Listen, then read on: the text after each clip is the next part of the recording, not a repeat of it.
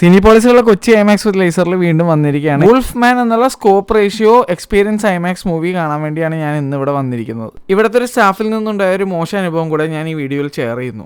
Lee വാനല്ല wolf മാൻ എന്നുള്ള cinema IMAX കണ്ടിട്ട് വന്നിരിക്കുകയാണ്. ആദ്യം തന്നെ പറയാം, ഐമാക്സിൻ്റെ DMR ചെയ്ത ഇതിൻ്റെ പ്രിൻ്റ്, എസ്പെഷ്യലി സൗണ്ട് വേറെ ലെവലായിരുന്നു സൗണ്ട് വൈസ്. വിഷ്വലി ഈ സിനിമ ഒരുപാട് കളർഫുൾ ആയിട്ടുള്ള വിഷ്വൽസ് ഒന്നും ഇല്ല. സിനിമയുടെ ആദ്യത്തെ ഒരു 15 മിനിറ്റ് ഹരിതാപവും പച്ചപ്പും പരിപാടികളൊക്കെ ഉണ്ട്. അതിനുശേഷം ഫുള്ള് ഡാർക്ക് മോഡ് സീനിലേക്കാണ് സിനിമ പോകുന്നത്. ഈ സിനിമ എന്ന് പറഞ്ഞു കഴിഞ്ഞാൽ വുൾഫ് മാൻ എന്നുള്ള പണ്ടത്തെ ഐതിഹ്യവും സിനിമയും നോവലൊക്കെ ആയിട്ടുള്ള സാധനത്തിൻ്റെ ഒരു റീടെല്ലിംഗ് ആണ്. ഇതേ ഡയറക്ടർ ലീ വാനിൽ തന്നെ പണ്ട് ഹോളോ മാൻ എന്നുള്ള സിനിമ ഇറങ്ങിയിട്ടുണ്ടായിരുന്നില്ലേ, അതിൻ്റെ ഒരു റീടെല്ലിംഗ് ഉണ്ടായിരുന്നു. ദ ഇൻവിസിബിൾ മാൻ എന്ന് പറഞ്ഞിട്ട് ഒരു ഹൊറർ സിനിമ എടുത്തിട്ടുണ്ടായിരുന്നു. കിഡിലായിട്ടാണ് എടുത്തു വെച്ചത്. ജംസ്കെയർ കാറ്റഗറി ഓഫ് ഹൊറർ മാത്രമായിട്ട് പെടുന്നതല്ല, മെയിൻലി ആ ഒരു ഹൊറർ മൂഡ് ആംബിയൻസിൽ വരുന്ന സിനിമയാണ്. അല്ലാണ്ട് പ്രേത സിനിമ എന്നുള്ള രീതിയിലുള്ള ഒരു പടമല്ല. ഒരു രാത്രിത്തെ കഥ പറയുന്ന ഒരു സിനിമയാണ്. അതുകൊണ്ട് ഭൂരിഭാഗം സിനിമ ഇരുട്ടത്താണ്. ആ ഇരുട്ടിന് ഈ ഡയറക്ടർ വേറെ ലെവലിൽ ഇതിനകത്ത് ഇൻകോപ്പറേറ്റ് ചെയ്ത് ആ ഹൊറർ മൂഡ് അല്ലെങ്കിൽ ആ ഒരു ക്രീച്ചർ ടെറർ മൂഡ് ഉണ്ടാക്കിയെടുത്തിട്ടുണ്ട്. ഇതിൽ നമ്മുടെ ക്രിസ്റ്റഫർ ആബോട്ട് എന്ന് പറഞ്ഞൊരു മച്ചാനാണ് ഇതിൻ്റെ മെയിൻ ലീഡ് ഈ സിനിമയുടെ. അപ്പോൾ ആ മച്ചാന് പറ്റുന്ന ഒരു കാര്യം, അതിനെ ചുറ്റിപ്പറ്റി ഉള്ള കുറച്ച് സംഭവങ്ങളും കാര്യങ്ങളൊക്കെയാണ് സിനിമ. ഈ നടൻ ഇതിന് മുന്നേ ഞാൻ കണ്ടിരിക്കുന്നത് ക്രേവൻ ദി ഹണ്ടറിലാണ്. അതുപോലെ പൂർ തിങ്സിലൊക്കെ മച്ചാൻ അഭിനയിച്ചിട്ടുണ്ട്. ക്രേവൻ ദി ഹണ്ടറിൽ ആൻറ്റഗണിസ്റ്റ് റോളാണ് ആൾ ചെയ്തിരിക്കുന്നത്. ഒരച്ഛനും മകളും ഭാര്യയും കൂടി കാട്ടിലേക്ക് പോകുന്ന ഒരു സംഭവമാണ് പടം. അതുപോലെ തന്നെ ഈ സിനിമയുടെ പ്രോസ്തെറ്റിക്സ് ഡിപ്പാർട്ട്മെൻറ്റിന് സമ്മതിച്ചേ പറ്റുള്ളൂ. ഒരു രക്ഷ ഉണ്ടായിരുന്നില്ല. ഇതിനകത്ത് മേക്കപ്പിന് വളരെ വലിയൊരു ഇമ്പോർട്ടൻസ് ഉണ്ട്. ഇതിനകത്ത് കുറേ പ്രാക്ടിക്കൽ എഫക്ട്സും കൂടി അവർ ഉപയോഗിച്ചിട്ടുണ്ടെന്ന് തോന്നുന്നു. എന്തായാലും മേക്കിംഗ് വൈസ് കിടിലം തന്നെയാണ് പടം. ഇതിൻ്റെ ഒരു പേസിംഗ് ആണ് എനിക്ക് ഇച്ചിരി പ്രോബ്ലം ആയിട്ട് തോന്നിയത്. 2 മണിക്കൂർ താഴെയുള്ള സിനിമ, എന്നാലും ഭയങ്കര സ്ലോ പേസിൽ സ്ലോ മൂഡിൽ പോകുന്ന ഒരു സിനിമയാണ്. കുറേ കാര്യങ്ങളൊന്നും സംഭവിക്കുന്നുമില്ല. അതുമാത്രമല്ല, ഒറ്റ രാത്രിത്തെ ഒരു സാധനമാണ് മെജോറിറ്റി ഓഫ് ദ മൂവി. അതുകൊണ്ടാണെന്ന് തോന്നുന്നുണ്ട്, പ്രത്യേകിച്ച് കുറേ കാര്യങ്ങളൊന്നും സംഭവിക്കാത്തതുകൊണ്ട് തന്നെ നമുക്ക് ചെറിയൊരു മടുപ്പ് ഫീൽ ചെയ്യും. സിനിമ എങ്ങനെ ഉണ്ടായിരുന്നു വെച്ചാൽ, ടോട്ടാലിറ്റി നോക്കുമ്പോൾ എനിക്ക് അതിഗംഭീര പടം അങ്ങനെ ഒന്നും ഫീലായില്ല. പക്ഷേ ഇത് ഐമാക്സ് കണ്ടുകൊണ്ട് ഭയങ്കര രസമായിരുന്നു ഇതിൻ്റെ ആ ഫുൾ എക്സ്പീരിയൻസ്. 2 സീനിൽ ഞാൻ ശരിക്കും ഞെട്ടി. അമ്മാതിരി സൗണ്ട് എന്ന് പറഞ്ഞാൽ അമ്മാതിരി സൗണ്ടായിരുന്നു. ആരായാലും ഞെട്ടിപ്പോവും. അങ്ങനത്തെ ഒരു ഫീലാണ് എനിക്കുണ്ടായത്. ഇത് കണ്ടപ്പോൾ എനിക്ക് തോന്നിയത്, ഇതിൻ്റെ director കോഞ്ചറിങ്ങിൻ്റെ റൈറ്ററാണ്. So, dead silence, insidious സീരീസിൻ്റെ ഒക്കെ റൈറ്ററും കൂടിയാണ്. ഇൻസീഡിയസ് 3 ഡയറക്റ്റ് ചെയ്ത ആളാണ്. അപ്ഗ്രേഡ് എന്ന് പറഞ്ഞ ഒരു കിടിലം പടത്തിൻ്റെ ഡയറക്ടറാണ്. ജെയിംസ് വാൻ്റെ ക്ലോസസ്റ്റ് ഫ്രണ്ടും കോ ക്രിയേറ്റേഴ്സുമാണ്. അതുകൊണ്ട് തന്നെ കോഞ്ചറിങ് ഐമാക്സിൽ കണ്ട എന്തൊരു സീനായിരിക്കും എന്നാണ് എനിക്ക് ഈ സിനിമ കണ്ടപ്പോൾ മനസ്സിലായത്. എനിക്കപ്പോൾ ഭയങ്കര ഒരു ആഗ്രഹം വന്ന് ഹൊറർ സിനിമകൾ ഇനി ഐമാക്സിൽ കാണണമെന്ന്. ഞാൻ എന്തായാലും ഐമാക്സ് വരുന്ന ഒരു സിനിമകൾ ഇനി മിസ്സാക്കില്ല. കാരണം സിനിമ മൊത്തത്തിൽ കിടിലൻ അനുഭവം തന്നില്ലെങ്കിലും ഐമാക്സ് ഒരു സാധാ സിനിമയെ പോലും എലിവേറ്റ് ചെയ്യാൻ കെൽപ്പുള്ള ഒരു തിയേറ്ററാണ്. അത് ഈ സിനിമ കണ്ടാൽ നിങ്ങൾക്ക് ശരിക്കും മനസ്സിലാവും. ഇത് അങ്ങനെ അതിഗംഭീര സിനിമ സെറ്റപ്പ് ഒന്നും അല്ല മൊത്തത്തിൽ നോക്കും. പക്ഷേ there are moments where IMAX gives you an out of the world experience. ഇതിൻ്റെ സൗണ്ട് അത്രക്കിടുമായിരുന്നേ, അത്രക്കിടിലം. ഒരു രക്ഷ ഉണ്ടായിരുന്നോ, ഒരു രക്ഷയില്ലാത്ത സൗണ്ട് എഫക്ട്സ് ആയിരുന്നു. ഈ ഹൊറർ പടങ്ങൾ ഐമാക്സിൽ എൻ്റെ അഭിപ്രായത്തിൽ നിങ്ങൾ ഒരിക്കലും മിസ് ചെയ്യരുത്. ഇതിനകത്ത് 2 സീൻ ശരിക്കും നെഞ്ചൊന്ന് ഇടിച്ച് അതുപോലെയാണ് ആ സീൻ വന്നത്. ഒരു സാധാ തിയേറ്ററിലായിരുന്നു എനിക്ക് തോന്നുന്നില്ല ഇത്ര ഇമ്പാക്റ്റ് വരുന്നത്. ഐമാക്സിൻ്റെ ഒരു ഗുണമാണ് ഞാൻ കണ്ടത്. ഈ സിനിമ മൊത്തത്തിൽ നോക്കുമ്പോൾ എനിക്ക് ഫീൽ ചെയ്തത് ഇതൊരു ആവറേജ് വാച്ച് എന്നുള്ള രീതിയിലാണ്. എൻ്റെ അഭിപ്രായത്തിൽ ഈ സിനിമ ഇന്ത്യയിൽ ബാക്കിയുള്ള സ്ഥലങ്ങളിൽ, ചെന്നൈയിലും കൊച്ചി ഒഴിച്ച് ബാക്കി എല്ലായിടത്തും ഐമാക്സിൽ ഈ സിനിമ 199 രൂപയുള്ളൂ ഇന്ന്. പക്ഷേ ഞാൻ ഈ സിനിമ ഇന്ന് കണ്ടത് 350 രൂപ പ്ലസ് ബുക്കിംഗ് ചാർജും ചേർത്ത് ഏകദേശം 400 രൂപയാണ് എനിക്കായത്. ആ ഒരു പ്രൈസിന് എനിക്ക് വേർതിയായിട്ട് ഫീൽ ആയില്ല. കാരണം ഇത് മറ്റുള്ള എല്ലായിടത്തും 199 ഉള്ളതുകൊണ്ടാണ്. എല്ലായിടത്തും ഒരേപോലത്തെ പ്രൈസിങ് ആയിരുന്നെങ്കിൽ പോട്ടേന്ന് വെക്കായിരുന്നു. പക്ഷേ my experience was definitely good. അത് ഐമാക്സ് ആയതുകൊണ്ട് എനിക്ക് നല്ല എക്സ്പീരിയൻസ് ആയിട്ട് ഫീൽ ചെയ്തു. പക്ഷേ ഈ പൈസയ്ക്ക് ഇത് എനിക്ക് നിങ്ങളോടൊക്കെ പോയിട്ട് എന്തായാലും കാണാൻ അങ്ങനെ പറയാൻ തോന്നുന്നില്ല. 199 ആയിരുന്നു ഞാൻ എന്തായാലും പറഞ്ഞാൽ പോയി കണ്ടോ എന്ന് പറഞ്ഞാൽ. പിന്നെ ഓഡിയോ ഫയൽസ് ആയിട്ടുള്ള ആൾക്കാർക്ക് സൗണ്ട് ഡിസൈനൊക്കെ ഭയങ്കരമായിട്ട് ശ്രദ്ധിക്കുന്ന അതൊക്കെ ഇഷ്ടപ്പെടുന്ന ആൾക്കാരാണെങ്കിൽ ഞാൻ പറയും തീർച്ചയായിട്ടും പോയി കണ്ടു നോക്കുമെന്ന് പറയും, കേട്ട് നോക്കുന്ന ഞാൻ പറയും. ഈ സിനിമ മോശം സിനിമയല്ല കേട്ടോ, അത് ഞാൻ വീണ്ടും പറഞ്ഞത് മോശം സിനിമയല്ല.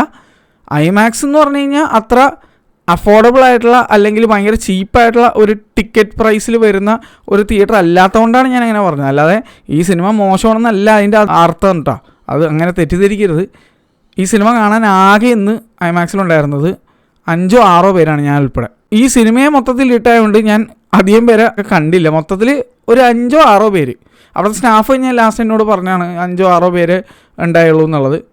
എന്തായാലും ഇൻട്രസ്റ്റെല്ലാറിൻ്റെ ബുക്കിംഗ് ഇവർ സ്റ്റാർട്ട് ചെയ്തിട്ടുണ്ട്. ടിക്കറ്റ് പ്രൈസ് ആദ്യം ഞാൻ ബുക്ക് ചെയ്തപ്പോൾ 350 രൂപയായിരുന്നു. ഇപ്പം അത് 500 650 രൂപ റേഞ്ചിലൊക്കെ വന്നിട്ടുണ്ട്. ഡൈനാമിക് പ്രൈസിങ് പരിപാടിയാണ്. പക്ഷേ ഇതെന്താണ് ഇവരിങ്ങനെ ചെയ്യണമെന്നുള്ളത് എനിക്ക് മനസ്സിലാവുന്നില്ല. അതായത് മാക്സിമം ആൾക്കാർ വന്ന് സിനിമ കാണട്ടെ എന്ന് വിചാരിക്കുമ്പോഴേക്കും ഇവരിങ്ങനെ പ്രൈസ്, അതും ഒരു റിലീസ് ചെയ്യുന്ന മൂവിക്ക് ഇങ്ങനെ പ്രൈസ് കയറ്റിയടിച്ച് കഴിഞ്ഞാൽ ഇവിടുത്തെ ജനങ്ങൾ സ്വീകരിക്കുമെന്ന് എനിക്കറിയില്ല. എനിക്ക് തോന്നിയൊരു കാര്യം ഞാൻ ഇതിൻ്റെ കൂടെ കൂട്ടി ചേർക്കുകയാണ്. എനിക്കിവരുടെ ചില കാര്യങ്ങൾ തീരെ ഇഷ്ടപ്പെടുന്നില്ല. അത് ഞാൻ തുറന്നു പറയാം. എന്തൊക്കെയാണെന്ന് ഞാൻ പറഞ്ഞില്ല. ഒന്ന്, ഇവിടെ ഇങ്ങനൊരു ഐമാക്സ് വന്നെന്നുള്ള കാര്യം സിനിപോളിസ് കൊച്ചിക്കാരോ അല്ലെങ്കിൽ സിനിപോളിസോ ഇത് മര്യാദക്ക് മാർക്കറ്റ് ചെയ്യുന്നില്ല. സെൻട്രൽ സ്ക്വയർ മോളിൻ്റെ പുറത്ത് പോലും ഒരു നല്ല വലുപ്പത്തിലുള്ള ഒരു ഐമാക്സിൻ്റെ ഒരു ബാഡ്ജിങ് കാണില്ല. വേറെ ഏത് ഇന്ത്യയിലുള്ള മോൾ എടുത്ത് നോക്കിയാലും ഐമാക്സ് അവിടെ ഉണ്ടെന്ന് അറിയാൻ ചക്കക്ക് ഒരു ബാഡ്ജിങ് ഉണ്ടാവും. ഇവിടെ ഒരു ഫ്ലെക്സ്, പണ്ടത്തെ മറ്റേ കൗണ്ടർ ഉണ്ടായിരുന്നു, അവിടെ ഒരു ചെറിയ ഫ്ലെക്സ് വെച്ചിട്ടുണ്ടെന്നല്ലാണ്ട് വലിയ ഫ്ലെക്സിൽ ഐമാക്സ് പ്ലേസ് വന്ന് കഴിഞ്ഞാൽ ഒരു ചെറിയ ഫ്ലെക്സിലാണ്, അത് കാണാൻ പോലില്ല മര്യാദക്ക്. അതുകൂടാണ്ട് ഞാൻ ഇത്രയും നാളായി ഐമാക്സിൽ ഇത് തുടങ്ങിയ ദിവസമായി, ഇത് തുടങ്ങണേ മുന്നേ തൊട്ട് ഞാൻ അവിടെ ചെല്ലുമ്പോൾ തൊട്ട് ഒരു ടി വി ഇവിടെ കാണുന്നുണ്ട് ഐമാക്സിൻ്റെ ആ എൻട്രൻസിൻ്റെ സൈഡിൽ. അത് ഇന്ന് വരെ ഓണാക്കി ഞാൻ കണ്ടിട്ടില്ല. അവർ ഒരു സാധനവും ചെയ്യുന്നതായിട്ട് എനിക്ക് ഫീൽ ആവുന്നില്ല. ഇങ്ങനൊരു തിയേറ്റർ ഇവിടെ വന്നിട്ട് നിന്ന് ഞാനും രാഹുലും വേറെ കുറച്ച് ആൾക്കാർ ഇവിടെ കിടന്ന് ബഹളം വെക്കുന്നതല്ലാതെ വേറെ ആർക്കെങ്കിലും അറിയാവുന്ന തന്നെ എനിക്ക് ഡൗട്ടാണ്. കാരണം ഇവർ ഒരു രീതിയിലും ഈ തിയേറ്റർ അവർ മാർക്കറ്റ് ചെയ്യുന്നില്ല എന്നാണ് എൻ്റെ ഒരു അഭിപ്രായം. ഇതുകൂടാതെ ചില കാര്യങ്ങൾ ഞാൻ പറഞ്ഞ് എനിക്കിപ്പോൾ മടുത്തിരിക്കണതാണ്. ഞാൻ ആദ്യ ദിവസം ചെന്നപ്പോൾ തൊട്ട് പറയുന്നൊരു കാര്യമാണ്, ആ ഡോറിൻ്റെ അവിടെ നിന്ന് ഒരു ലൈറ്റ് വന്നിട്ട് സ്ക്രീനിലേക്ക് കുറച്ച് ലൈറ്റ് ലീക്കേജ് പോലെ ഒരു സാധനം വന്നിട്ടുണ്ടെന്നുള്ളത്. ഡോറിൻ്റെ അവിടെ നിന്ന് മാത്രമാണെന്ന് വിചാരിച്ചത്. അപ്പോൾ ഡോർ അടച്ചിട്ടിട്ട് ഈ ലൈറ്റ് നല്ലപോലെ വരുന്നത് കണ്ടായിരുന്നു. ഇടയ്ക്ക് ഈ ആൾക്കാർ അങ്ങോട്ട് കൂടെ പോകുമ്പോൾ ഡോറ് തുറന്നിടും, അപ്പോൾ ഭയങ്കരമായിട്ട് സൈഡിൽ ലൈറ്റ് വരും. എന്നിട്ടും ഡോർ അടച്ചു കഴിഞ്ഞിട്ടും ഇതിൻ്റെ ലൈറ്റ് അങ്ങോട്ട് പോകുന്നില്ല എന്ന് കണ്ടപ്പോൾ ഇന്ന് ഞാനത് ശ്രദ്ധിച്ച് നോക്കി ആ ഒരു ഇൻ്റർവെല്ലായപ്പോൾ. അപ്പോൾ എനിക്ക് മനസ്സിലായി അത് ഡോറിൻ്റെ മാത്രമല്ല, ആ ഒരു തിയേറ്ററിലേക്ക് കയറുന്ന പാസേജിൻ്റെ അവിടെ കുറച്ച് ലൈറ്റ്സ് ഇട്ടിട്ടുണ്ട്. ആ ഒരു വാം ലൈറ്റിൻ്റെ വെട്ടമാണ് ഈ സ്ക്രീനിൽ വന്ന് വീഴുന്നത്. അത് ഭയങ്കര ശോകമാണ്, പ്രത്യേകിച്ച് ഇങ്ങനത്തെ ഒരു സിനിമ കാണുമ്പോൾ. കാരണം ഇതൊരു ഹൊറർ മൂഡിലുള്ള പടമാണ്.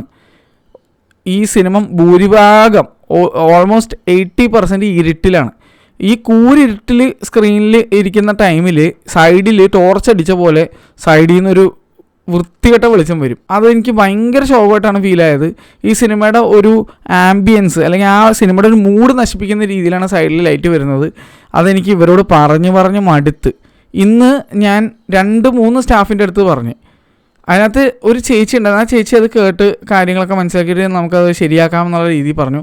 ഇത് കഴിഞ്ഞ് ഞാൻ ഡോറിൻ്റെ സംഭവം അല്ല ലൈറ്റിൻ്റെ ആണെന്നൊക്കെ മനസ്സിലാക്കിയപ്പോൾ ഞാൻ അത് പറയാൻ വേണ്ടി ഒന്നുകൂടി ഞാൻ ചെന്നപ്പോഴേക്കും ഒരുത്തൻ അവിടെ ഉണ്ടായിരുന്നു. നമ്മുടെ ക്രോണോഗ്രാഫ് ബൈ എഫിനെ പോലെ ഇരിക്കുന്ന ഒരുത്തനാണ്. എഫിനൊരു തങ്കക്കൂടമാണ്. ഇവനങ്ങനെയല്ല, ഇവൻ ഒരു വൻ കൊണയനാണ്. ആളുടെ ഫോട്ടോ എടുത്ത് ഞാൻ വെച്ചിട്ടുണ്ട്. ഇവൻ തിരുത്താനുള്ള പരിപാടിയില്ലെങ്കിൽ ഞാനത് വേണ്ടത് ചെയ്യും. എനിക്ക് എവിടെ അത് അയക്കേണ്ടതെന്ന് അറിയാം. കാരണം ഭയങ്കര ശോകം. നമ്മളൊരു കാര്യം പറഞ്ഞിട്ട് അവൻ എത്ര വേണം നമ്മളെ പറഞ്ഞു വിടാൻ നോക്കണം. അത് മാത്രമല്ല നമ്മൾ പറയുമ്പോൾ കേൾക്കുക എന്നുള്ള മനസ്സ് പോലും ഇല്ലാത്ത ഒരുത്തനാണ്. എനിക്ക് പൊളിഞ്ഞേറി വന്ന് ഞാൻ വളരെ ഡീസൻ്റായിട്ട് കാര്യമായിട്ട് ഒരു കാര്യം പറഞ്ഞു കൊടുക്കുകയാണ്. ചേട്ടാ ഇങ്ങനെ ലൈറ്റ് ഇവിടെ വരുന്നുണ്ട്, ഇങ്ങനെയാണ്. അപ്പം ശരി ഓക്കെ ഇതൊക്കെ ശരി അപ്പോൾ അതായത് ഞാൻ എത്രയും പെട്ടെന്ന് തന്നെ പറഞ്ഞു വിടണം. അല്ലാതെ കേൾക്കാനോ അവൻ മുഖത്ത് നോക്കൂല. എനിക്ക് മുഖത്ത് നോക്കാതെ സംസാരിക്കുന്ന ആൾക്കാരെ ഒന്നാമത് എനിക്ക് ഇഷ്ടമല്ല. ഇവന് താല്പര്യമില്ല കേൾക്കാൻ. നമ്മൾ പറയുന്നത് എങ്ങനെയെങ്കിലും ഇവൈഡ് ചെയ്യുക, താൻ എന്തെങ്കിലും കോപ്പ് എവിടെയെങ്കിലും പോടോ, ആ രീതിയിലാണ് ആറ്റിറ്റ്യൂഡ്. അത് ഭയങ്കര ഷോക്കായിട്ട് എനിക്ക് ഫീൽ ചെയ്തത്, ഭയങ്കര ഷോക്കായിട്ട്. ഇത് കഴിഞ്ഞിട്ട് ഞാൻ ഈ കാര്യം സൈഡിൽ ആളുടെ കൂടെ വേറൊരാൾ തന്നെ ആളുടെ അടുത്ത് ഇങ്ങനെ ഇവൻ കേൾക്കുന്നില്ല, മുഖത്ത് നോക്കണമെന്ന് മനസ്സിലായപ്പോഴേക്കും ഞാൻ വേറൊരാളുടെ കൂടെ പറഞ്ഞു. ഇത് എൻ്റെ നടന്നപ്പോഴേക്കും പുറകിൽ നിന്ന് ചിരിയോട് ചിരി. ഞാൻ തിരിഞ്ഞു നോക്കിയപ്പോഴേക്കും അവിടെ ഇരുന്നിട്ട് ഇവൻ ഇരുന്ന് ഈ ഉച്ചഭാവമാണ്. അത് നമ്മൾ ഇത് പറഞ്ഞിട്ട് അവനത് കൂസില്ല, ഏത് കുറേമാർ കെട്ടിയെടുത്ത് വന്നോളും എന്നുള്ള രീതിയിൽ ഒരു മഹാശോക ആറ്റിറ്റ്യൂഡ്. വളരെ ശോകം എന്ന് പറഞ്ഞാൽ വളരെ ശോകം. ഞാൻ ബാക്കിയുള്ള ഒരു സ്റ്റാഫിനെ ഞാൻ പറയുന്നില്ല, എനിക്ക് ബാക്കിയുള്ള എല്ലാവരുടെ അടുത്തു നിന്നും നല്ല എക്സ്പീരിയൻസാണ് ഉണ്ടായിരിക്കുന്നത്. അവിടെയുള്ള മാനേജർ പോലും ഞാൻ കഴിഞ്ഞ മാസം പിടിച്ചു നിർത്തി 10 മിനിറ്റ് ഒരു കാര്യം ഞാൻ ഡീറ്റെയിൽ ആയിട്ട് പറഞ്ഞു കൊടുത്തപ്പോൾ ആൾ ക്ഷമയോടിരുന്ന് മൊത്തം കേട്ട ആളാണ്. ഇവനേക്കാളൊക്കെ ഒരുപാട് മുകളിൽ നിൽക്കുന്ന 2 സ്റ്റാഫുകളുടെ അടുത്ത് ഞാൻ സംസാരിച്ച് അവരുടെ അടുത്തൊക്കെ സംസാരിച്ചപ്പോഴൊക്കെ അവരൊക്കെ കേൾക്കാൻ റെഡിയായിരുന്നു. അവരൊക്കെ എന്നോട് ഇങ്ങനെ ശരി സാറ് പറഞ്ഞാൽ ശരിയാണ്, അത് ശരിയാണ്, അത് നമുക്ക് റെഡിയാക്കാം, അങ്ങനെ ഒരു ആറ്റിറ്റ്യൂഡാണ്. ഇതങ്ങനെ ഇവൻ ഒരു ഈ കോണച്ച ഒരു ആയിരുന്നു. എനിക്ക് തീരെ ഇഷ്ടപ്പെട്ടില്ല അവൻ്റെ ആറ്റിറ്റ്യൂഡ്. എനിക്ക് തീരെ ഇഷ്ടമായില്ല. ഭയങ്കര ശോകം എന്ന് പറഞ്ഞാൽ ഭയങ്കര ശോകം. അത് മാത്രമല്ല നമ്മളെ ഡിസ്റെസ്പെക്റ്റ് ചെയ്യുന്ന രീതിയിലുള്ള ഒരു സ്വഭാവം എനിക്ക് തീരെ പിടിച്ചില്ല. ഓൾറെഡി ഫസ്റ്റ് ഹാഫ് കഴിഞ്ഞ സമയത്ത് ഞാൻ ഈ കാര്യം പറയാൻ ചെന്നപ്പോൾ അപ്പോഴും പറഞ്ഞിട്ടുണ്ടായിരുന്നു, നമുക്കൊരാൾ നമ്മുടെ അടുത്ത് കുണച്ച് വർത്താൻ പറയുമ്പോൾ നമുക്ക് മനസ്സിലാവില്ലേ. ഇവൻ ഭയങ്കര ശോകമായിരുന്നു.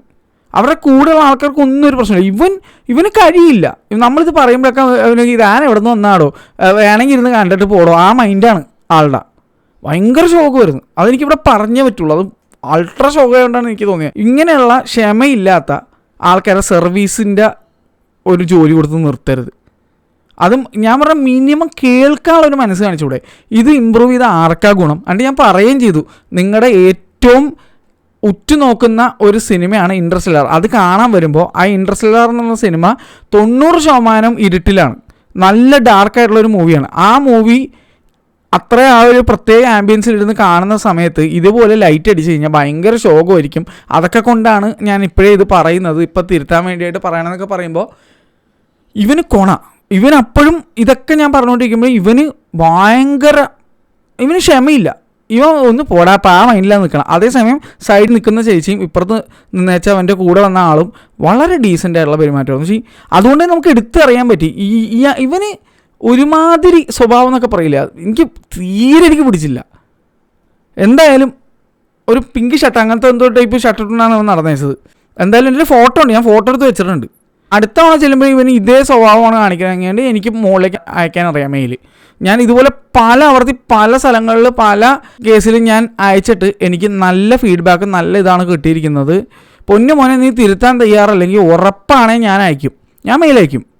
കാരണം നിൻ്റെ ഓശാനത്തിനോ അല്ലെങ്കിൽ നിൻ്റെ വീട്ടിൽ നിന്ന് കിട്ടിയ പൈസയ്ക്ക് ഞാൻ ഓശാനത്തിന് ഇവിടെ സിനിമ കാണാമെന്നതല്ല. ഞാൻ എൻ്റെ സ്വന്തം പൈസ കൊടുത്ത് സിനിമ കാണാൻ വന്ന് അതിൻ്റെ എക്സ്പീരിയൻസ് ഞാൻ നിങ്ങളുടെ അടുത്ത് ഷെയർ ചെയ്യണം. അത് മാത്രമല്ല അത് കറക്റ്റായിട്ടുള്ള എക്സ്പീരിയൻസ് കിട്ടാത്തത് കൊണ്ട് ഞാനത് തിരുത്താൻ വേണ്ടി റിക്വസ്റ്റ് ചെയ്യുമ്പോൾ നിനക്കത് കേട്ടിരിക്കാൻ പോലും ഒരു മനസ്സില്ല. ഒക്കെ പോട്ടെ, കേട്ടിരിക്കണമെന്നും പോട്ടെ, നമ്മളൊരുമാതിരി പൊട്ടനാക്കുന്ന രീതിയിലുള്ള സ്വഭാവം കാണിച്ചാണല്ലോ. പൊന്നു പോനെ എനിക്കറിയാം ചെയ്യാൻ എന്താണെന്നുള്ളത്. ഇത് പറയണം എന്ന് വെച്ചാൽ ഞാൻ പറഞ്ഞില്ലേ, ഇത് നമ്മൾ വെറുതെ ഇവന്മാരുടെ ഓശാനത്തിനല്ല അവിടെ ചെല്ലണത്. നമ്മൾ കഷ്ടപ്പെട്ടുണ്ടാക്കിയ പൈസയ്ക്ക് ടിക്കറ്റ് എടുത്ത് അവിടെ കാണാൻ ചെന്നിട്ട് ഇങ്ങനത്തെ കാര്യങ്ങൾ പറയുമ്പോൾ ഇവന്മാർക്ക് ഭയങ്കര ബുദ്ധിമുട്ടാണ്. ഇത്രയും നാളായിട്ട് ബാക്കിയുള്ള ഒരൊറ്റ തിയേറ്ററിലെ പ്രൊജക്ഷനോ അല്ലെങ്കിൽ സൗണ്ടോ ഒന്നും ഇവന്മാർക്ക് ശരിയാക്കാൻ പറ്റിയിട്ടില്ല. പക്ഷേ ഇത് പറഞ്ഞ് ചെല്ലുന്നവരെ പുച്ഛിക്കണതിന് ഒരു കുറവുമില്ല. എന്തായാലും ഈ സിനിമ നിങ്ങൾക്ക് താല്പര്യമുണ്ടെങ്കിൽ പോയി കണ്ടാൽ മതി ഞാൻ പറയുള്ളൂ. നിങ്ങൾക്ക് ആഗ്രഹം ഉണ്ടെങ്കിൽ പോയി കാണുക. എനിക്ക് ഐമാക്സിൽ പോയി ഏത് സിനിമ കാണാൻ ഇഷ്ടമുള്ളതുകൊണ്ട് ഞാൻ പോയി കാണുന്നു. ഇനി വരുന്ന എല്ലാ സിനിമകളും ഐമാക്സിൽ വരുന്നത് ഞാൻ കാണാൻ ശ്രമിക്കും എപ്പോഴും. ഉൾഫ്മാൻ എനിക്ക് ഒരു മൂവി വൈസ് ആവറേജ് ആയിട്ട് ഫീൽ ചെയ്തെങ്കിലും എക്സ്പീരിയൻസ് ഇൻ ഐമാക്സ് കിടുമായിരുന്നു. ഇത് ഫിലിംഡ് ഫോർ ഐമാക്സ് മൂവി അല്ല, DMR ചെയ്ത് വന്നിരിക്കുന്നതാണ്. DMR ടോപ്പ് നോച്ചായിരുന്നു. എസ്പെഷ്യലി ദ സൗണ്ട് കിടില, ക്ലാരിറ്റിയും കിടുമായിരുന്നു. പക്ഷേ ഇതൊരു കളർഫുൾ ടൈപ്പ് ഓഫ് മൂവി അല്ല, അതുകൊണ്ടാണ്. ഇത് ഈ ഒരു ടോണില്ലേ, ആ ഒരു ടോണിലാണ് പടം പോകുന്നത്. എന്തായാലും നല്ലൊരു അനുഭവമായിരുന്നു എനിക്ക് in terms of movie experience. ആ movie watching experience in IMAX അടിപൊളിയായിരുന്നു. എക്സെപ്റ്റ് ഫോർ അവനാണ് എൻ്റെ മൂഡ് കളഞ്ഞത്. ബാക്കി ആരും ഒരു കുഴപ്പമുണ്ടായിരുന്നില്ല. ബാക്കി ഇതുവരെ ഞാൻ എത്ര തവണ അവിടെ പോയി അവിടെ ഉള്ള എല്ലാ സ്റ്റാഫും വളരെ മര്യാദയോടെയും നല്ല രീതിയിലാണ് പെരുമാറിയിട്ടുള്ളത്. ഇങ്ങനെ നമ്മുടെ മൂഡുകളെ ഇന്ന് വേറെ കുറച്ച് സിനിമകളും കൂടി കാണാനുണ്ട്. മിക്കതും 99 രൂപയുള്ളൂ. മാക്സിമം പടം ഒന്ന് പോയി കാണണം. അപ്പോൾ എന്തായാലും വേറെ വീഡിയോ ആയിട്ട് വരുന്നവരെ ബൈ.